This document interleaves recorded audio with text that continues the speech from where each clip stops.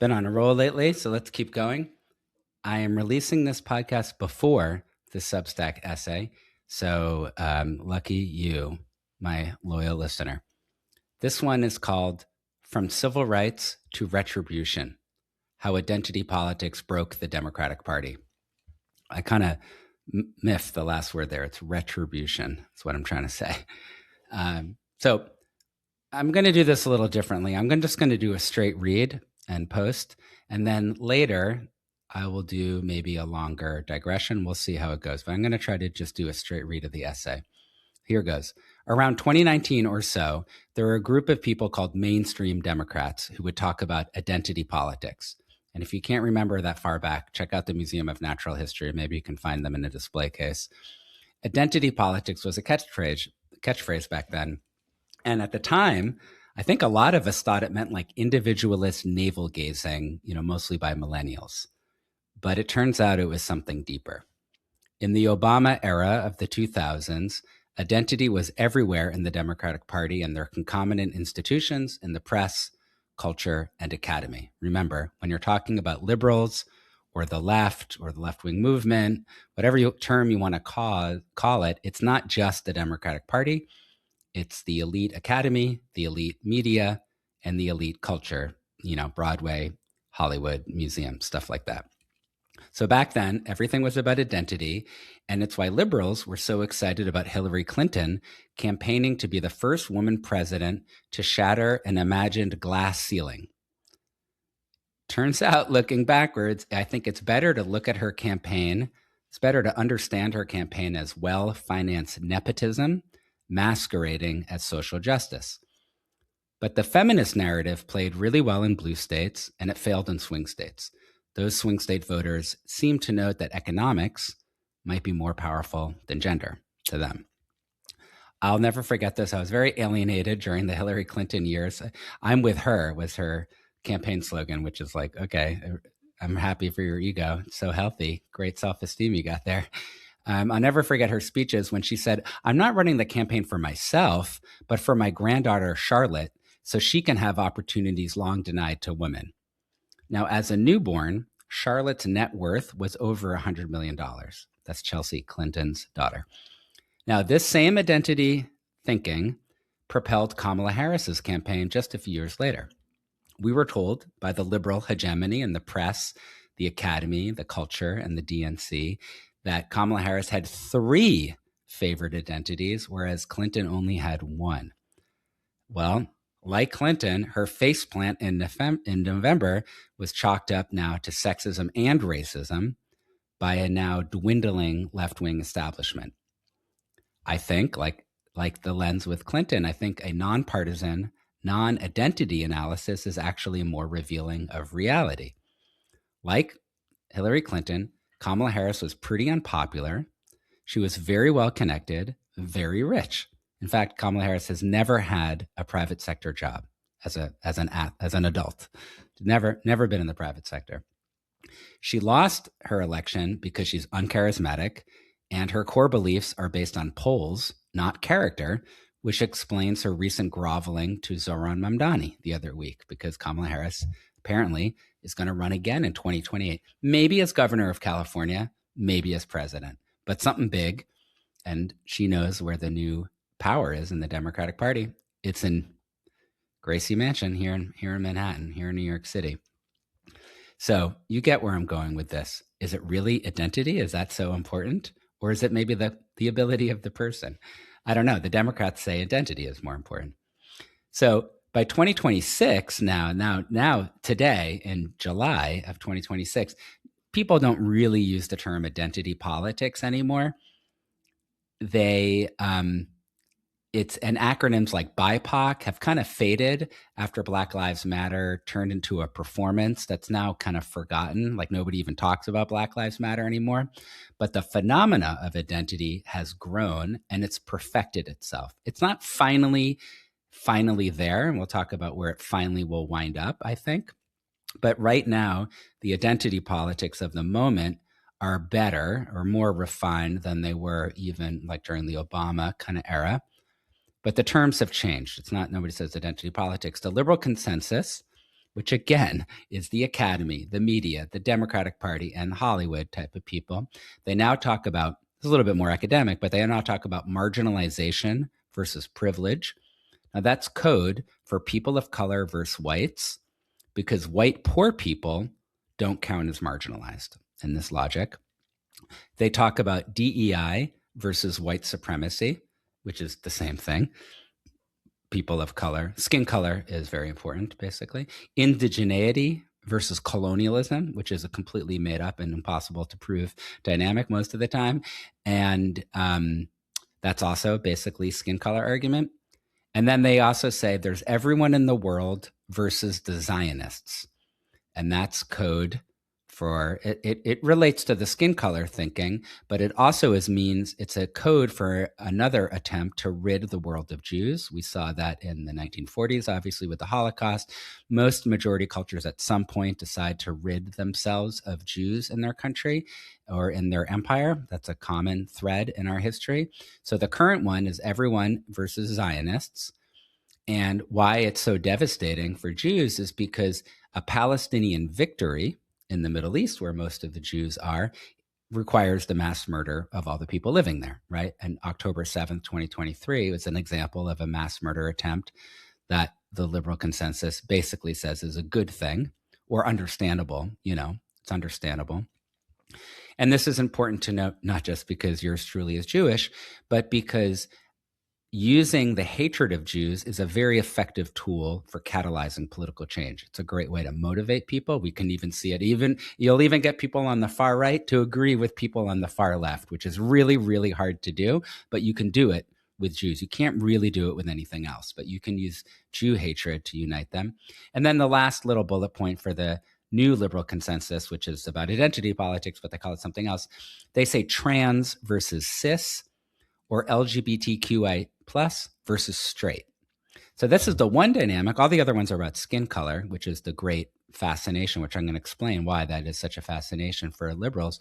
But this is the one that's not about skin color. It's an evolution of what they used to call in the 1990s third wave feminism combined with anti-Westernism. So it used to be about third wave feminism, which was a popular topic in the 1990s. Nobody thinks about it anymore. Now it's a combination of anti-Westernism and gender, a critique of gender itself. And that's why queer, this invented term, there's two invented terms that are newer terms, right? Queer and trans. They've changed a lot over time. But LGBT is not a new term that's been around for a long time. LGBTQ, has been around for a while. And the T, has been there for a while. But in any event, queer and trans people now advocate for Palestine. Of course, Palestinians would kill them, but that's not the point. That's what would happen over there in Ramallah or Gaza City or Rafah or something. But in America or in France or Canada or something, they're saying that we reject the West, and the West is about white supremacy and it's about gender, right? So we reject all that stuff. So that's the one thing that is kind of different from skin color. Now, unlike the era that I remember as a 50-something-year-old about Barack Obama and Hillary Clinton and some of those conversations, that was sort of identity politics for a person, for like a candidate running, which is still around, of course. But now identities have become antipodal, which is a fancy way of saying polarizing. Each identity is seeking an opposite in a zero-sum game of who wins. And the ultimate conclusion of that thinking is violence. You can only resolve, are Black people better than white people? Is DEI better than white supremacy? Are indigenous people better than colonists? Is everyone in the world better than a Zionist? Is a trans person better than a cis person, like a normal person?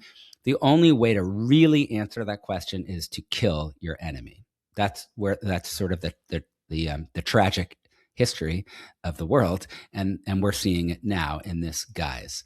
And that's why there's so much violence. People are like, wow, it's really crazy. There are so many attempts on Donald Trump's life. I mean, I've never, ever seen anything like this. Nobody has. That's why Charlie Kirk was killed by a gay or queer man who had a trans partner.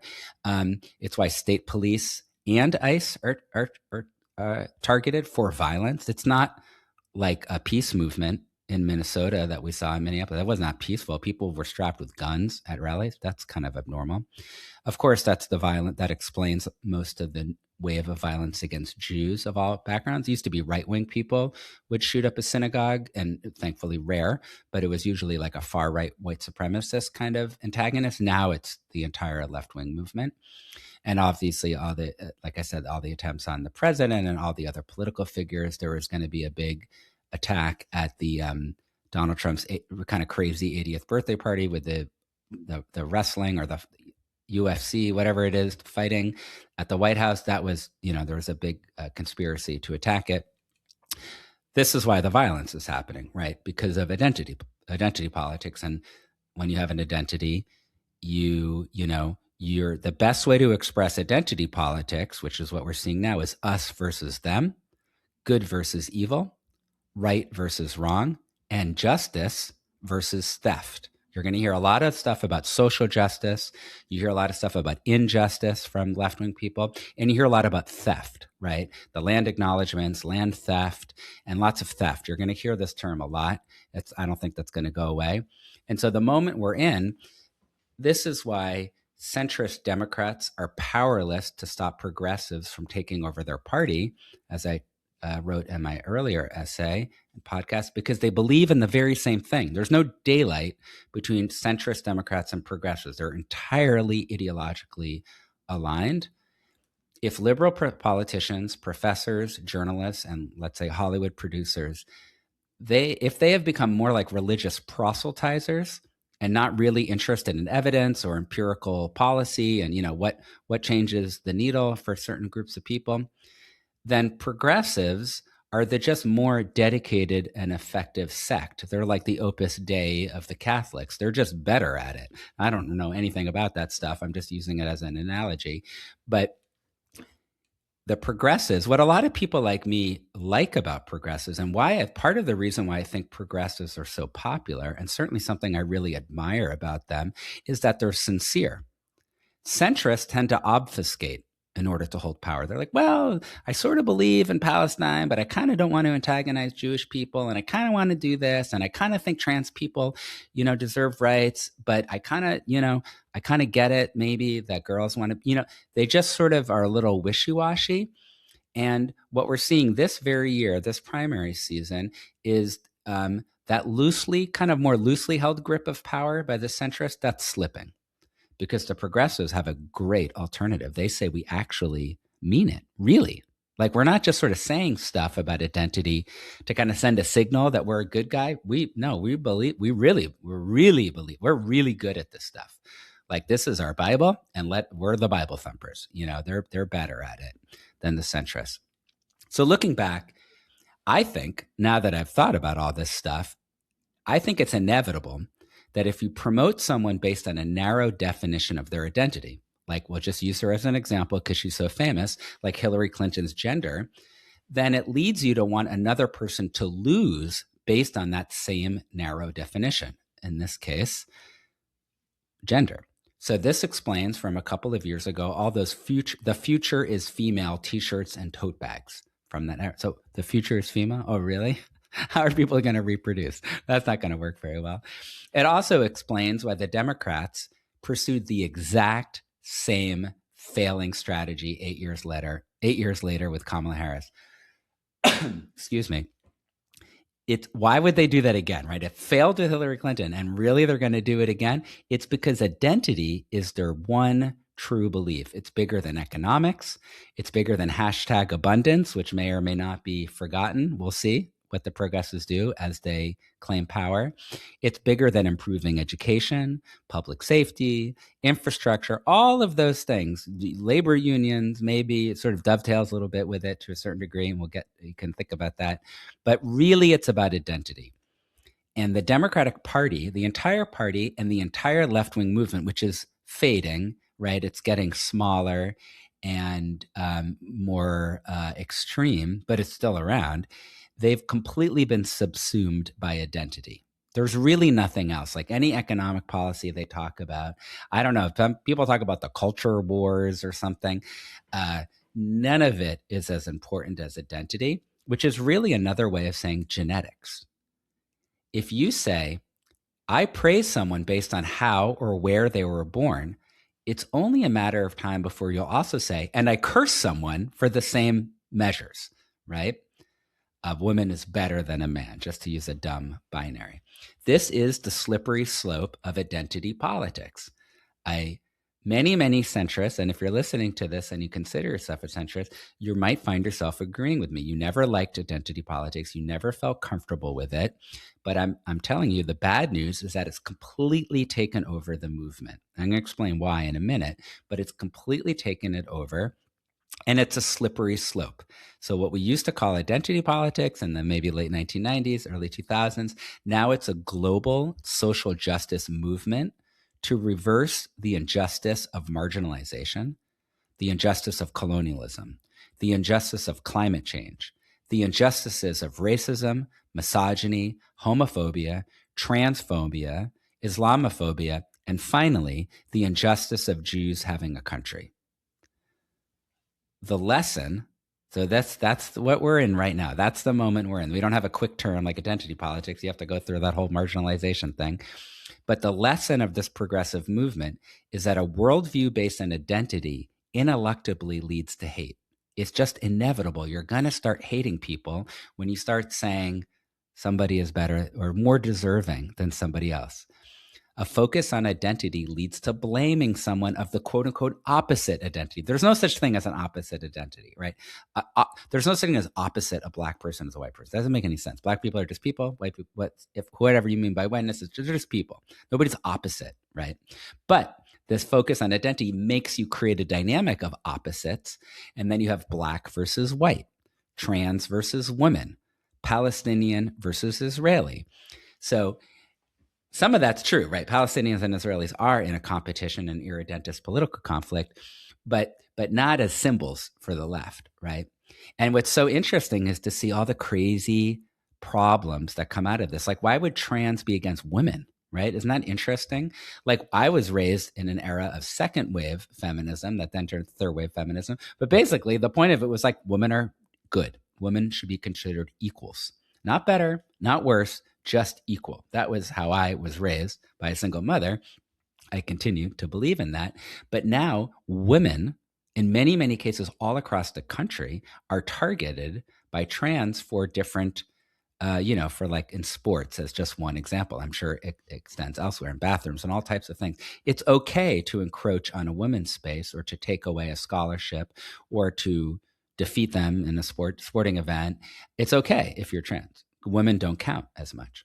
So I hate to do this, but this is very related to 100 years ago. Now it's 2026 and 1926, at the beginning of the Nazi takeover of Europe. It's very similar dynamic. What is the one thing that every progressive politician, thought leader, journalist, social media influencer, Hassan Piker, what is the one factor that every single progressive, Zohar Mamdani, all of them, has to share in common with each other in order to qualify as progressive? Bernie Sanders is another one. The one thing that they must all agree on is a profound hatred of the Jewish people. Maybe not Jews individually, but the Jews are a people, like the Navajo are a people. People are defined by a homeland, a common language, and a common culture. So we have a homeland is Israel, the language is Hebrew, and the culture is our Torah, Judaism. We call it Judaism in English, but it's just kind of like our people's way of doing things, the same way Navajo doesn't have a word outside of Navajo for the way they do things, right? You have to hate the Jewish people. Certainly, you can start with hating the Jewish country, but that's a hop and a skip away from just hating the people. That's what qualifies you as progressive. This is my argument that it's a hate movement, that this whole thinking of identity leads you to hate. Scott Wiener, a politician in San Francisco, was kicked out of, a Jewish politician out of San Francisco, was kicked out of a trans rally the other week. Why? He's very active in trans politics. As a Jew, he's not sufficiently dedicated to the destruction of the Jewish country. He used to be considered, he called himself a liberal Zionist, and then he started parodying this insane genocide libel. Too late. Doesn't count. He's not allowed in. Brad Lander here in New York City, he won against another Jewish candidate in Brooklyn for Congress for the very same reason that Scott Wiener lost. Lander is sufficiently dedicated to making Jewish life in Israel so precarious that the next step would be their mass murder. And for now, Lander is welcome in the Democratic Party. They're going to keep him as a pet, as like a token for one term of Congress, and then I predict he'll be purged because he won't be, they'll find some old text. They'll find a reason, old tweets or Facebook posts or something where he says nice things about Israel, and then he won't be sufficiently anti-Jewish enough because Israel and Jewish are the same thing. Now, anti-Zionism, I just had this discussion with a friend the other day who was trying to figure out what we're all trying to figure out, a Jewish friend here in New York from a liberal background. We're all just trying to figure out like what is happening right now. And he didn't quite get it. And he was explaining to me his process of sort of understanding this process, this realization that I'm sharing with you right now. Anti-Zionism, which is a hate movement to destroy a country, it happens to be the one Jewish country on the whole planet. Anti-Zionism isn't incidental to progressive beliefs. It's their foundation.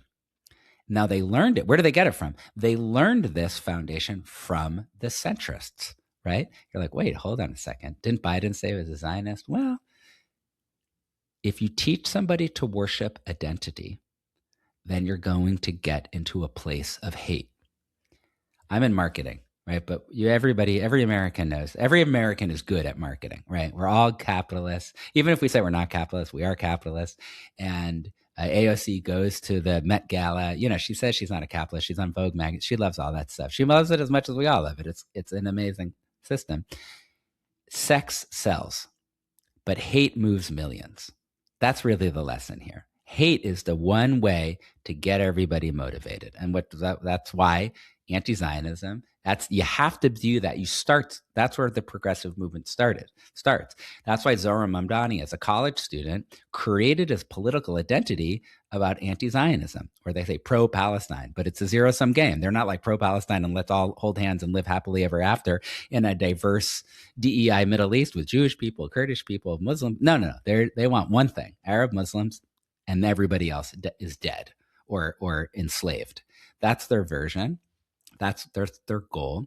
They start with anti-Zionism and then they go from there. But they get a permission structure of thinking about the world this way from the identity politics. All right, I'm going to explain a little bit more because I'm making a big claim, but I think it's true. So how did this happen? How did what you would say kind of like a normal Democrat turn into activists who divide the world into artificial groupings pitted against each other with the threat of hatred? Here's the problem. Here's why it happened. Here's the problem with identity politics and why I've forever changed my thinking about this. You can't let some people cut to the head of the line based on their skin color without telling other people that because of their skin color, they're going to the back of the line. It's that simple. You may find that's the whole problem. You may find progressives alienating, right? I'm 53. A lot of us are like, whoa, this is kind of crazy. They're anti-Western. They're very focused on Jews. Jews are really a big thing, and they're very anti-Jewish. Even the Jewish people in their group are anti-Jewish. Confusing. They're anti-capitalist. They're anti-white for sure. They're kind of anti-women if you really think about it. But they have the same beliefs as their centrist forebears. They agree that some people deserve special treatment and others don't. So what we're seeing is the natural teleology, which is the study of like the end results of identity politics. This is where it leads you. People like Martin Luther King Jr. knew this and they warned us about it in the 1960s, but he's gone. He is an irrelevant figure. He might be a saint and an image, but he's just an image. It's superficial. The theories of Martin Luther King Jr. are gone from the left. They've completely supplanted them. So why has the good of the Democratic Party, like, worker safety standards or reducing pollution, why has that been subsumed excuse me, why has that been subsumed by identity binaries that divide the world into heroes versus evildoers, good guys versus bad guys? Mamdani literally explained this a couple of weeks ago about Jews when he said that we are APAC monsters who use dark money to preserve power. This is the mayor.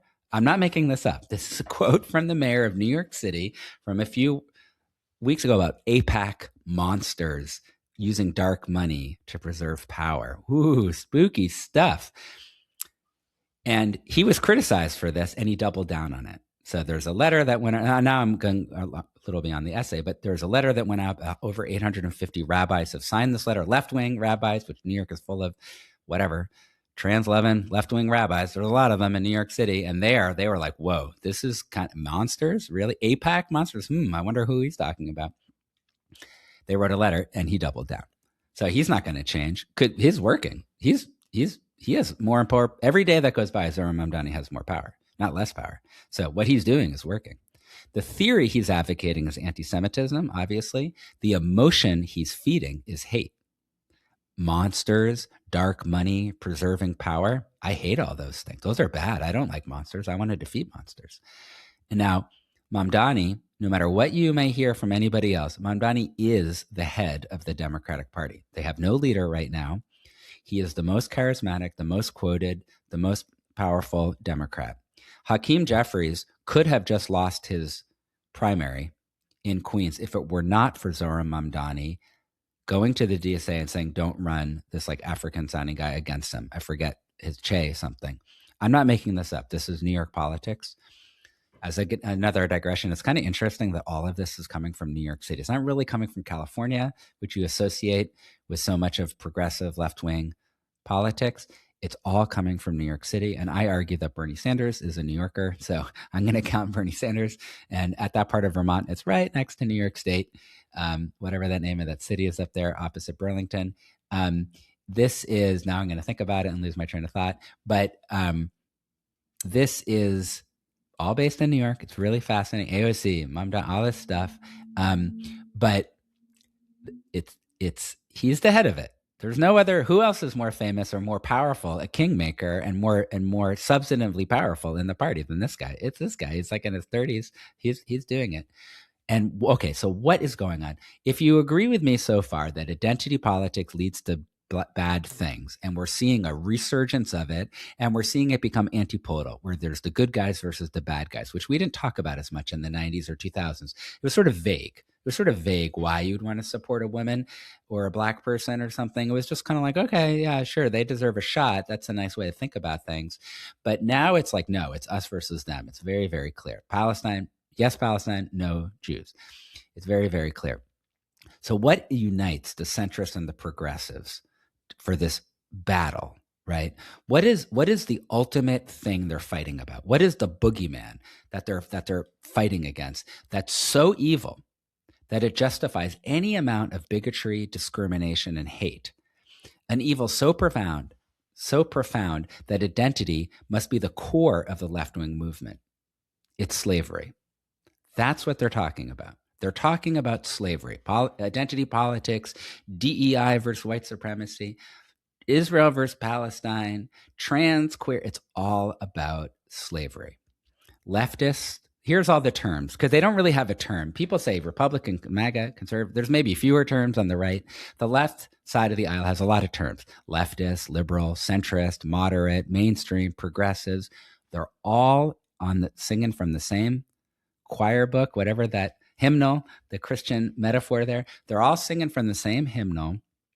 They're all fighting slavery by demanding reparations for slavery. That's what really is animating their movement. And it took me a long time to understand this. And I'm sure a smarter person thought of this 100 years ago, or I'm exaggerating, a couple years ago, because it's the same conversation that people have been having.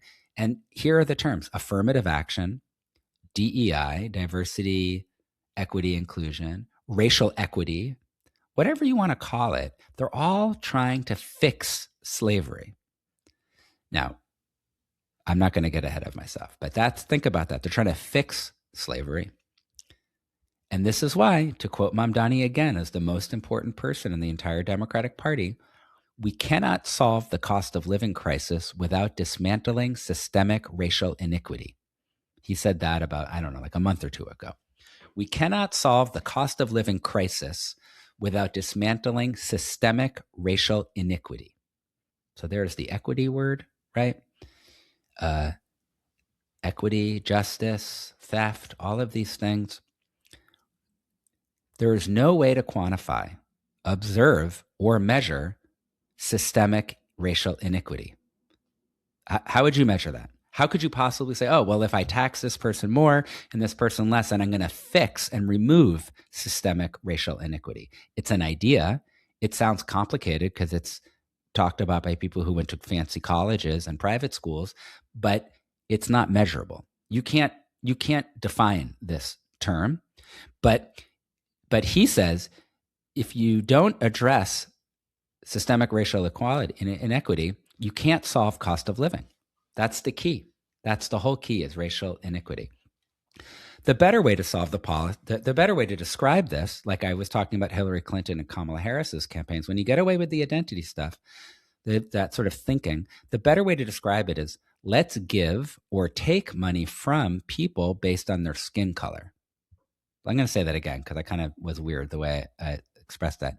Let's give or take money from people based on their skin color, right? I don't know if I did a better job that time, but that's the idea. It's about giving money or taking money based on people's skin color. That's how you fix systemic racial inequity, which I'm telling you is not really a thing that you can prove, at least. You can say it's a thing, but you can't demonstrate it. Now, why? But let's go along with them. Okay, sure. Why would some people need more money based on their skin color? Well, by some people, they're all talking about Black people. They're not talking about Korean immigrants who are going to Harvard, right? Or Indian immigrants who are the head of Microsoft and Google. Billionaires, lots and lots of Indian billionaires all of a sudden. They're not talking about systemic racial iniquity. And anytime this is again a little digression, anytime somebody uses the word racism, they always mean anti-Black. That's really what they're saying. And anti-Semitism is specific to Jews, although the term has lost meaning right now with the rise of Israel. But racism, is very specific, really, for Black people. And why do some people need money based on their skin color? And if we agree that really what they're talking about is Black people, well, according to the left, it's because of slavery. It's not about welfare policies that have maybe done some bad things since after slavery, like maybe warehousing Black people in projects or saddling them with tuition debt for worthless degrees. Those are just two examples that come to mind. No. That's not why there's systemic racial inequity. It's because of slavery, America's original sin, and why you should kind of hate America, because it was built on slavery. Clearly, slavery was a really important institution for our economic success in this country, and you should kind of hate America for it. And that's part of the anti-Westernism of the progressives, but they get all this from the permission structure created by the centrists. They're just the children of the adults who are taking the adults seriously.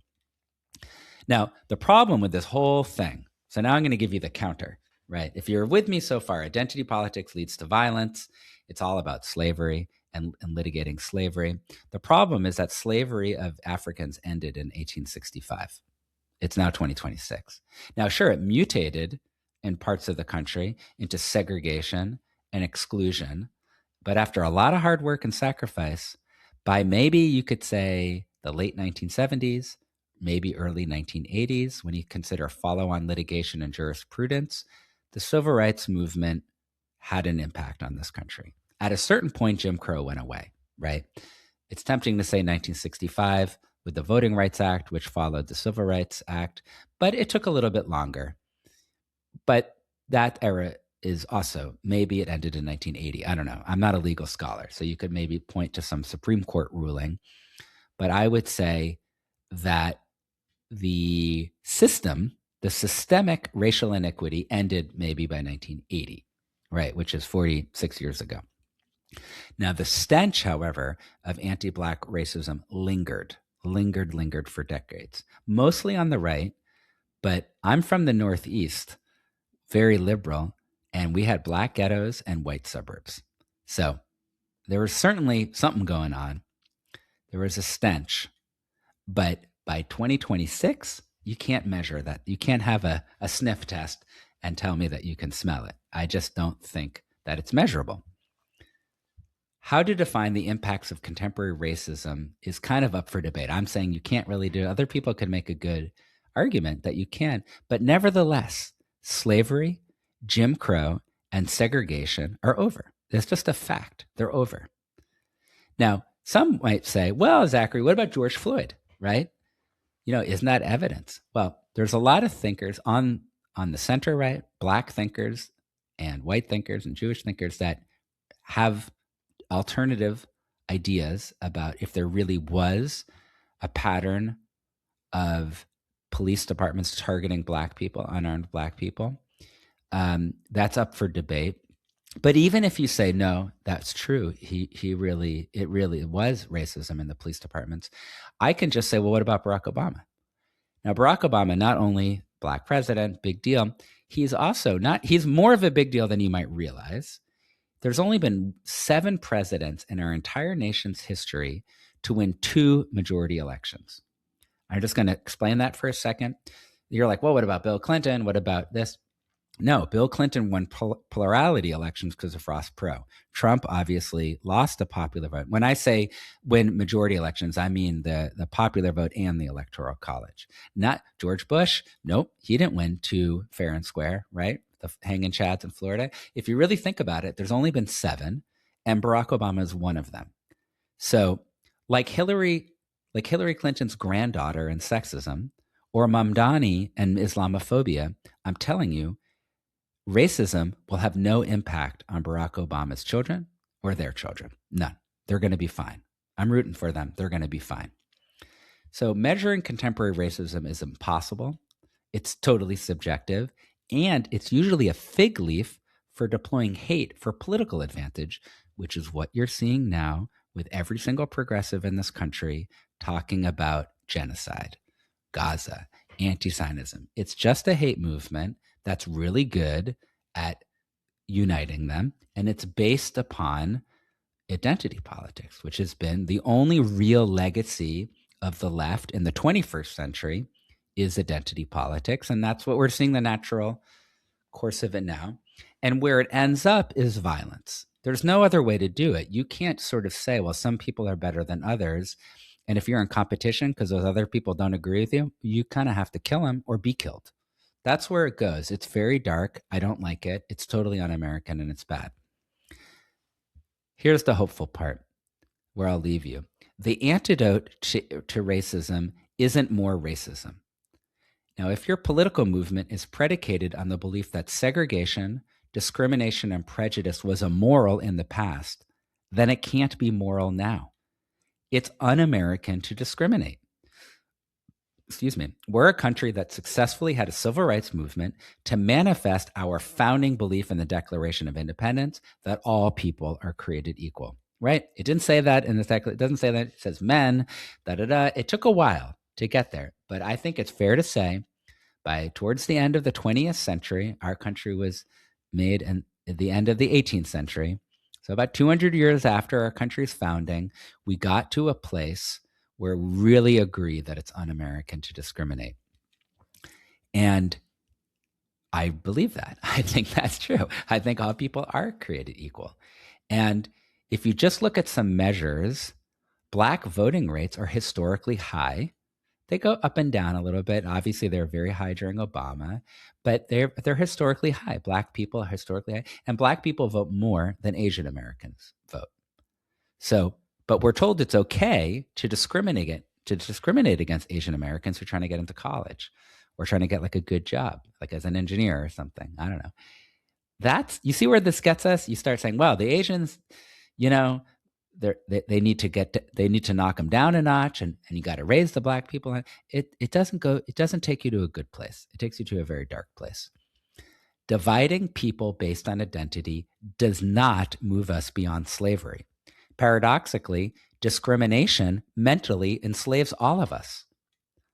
There's an alternative. You just do better by being fair, not by hurting people. We all agree slavery is bad. Everybody agrees slavery. There's no political movement or figure worth anything in American politics that says slavery is good. It's over. You can't fix something in the past. You can't do it. It's in the past. Jews can't fix the Holocaust. Women can't fix a 1,000 years of rape and sexism. They can't. You can't fix the past. It already happened. All you can do is be better now. That's the only way to do it. And America needs to move beyond litigating slavery. It's not going to get anybody anywhere. What we need to do, and my last thought, which is not in the essay, we need to build this country. We need to have good jobs that build things. We need advanced infrastructure, and we need public safety. And you do those things and we will have prosperity.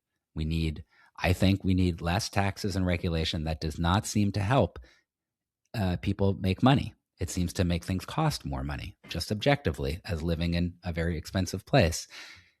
Those are the things we need to do, not litigate slavery. Okay, thank you so much for listening. Really appreciate your time.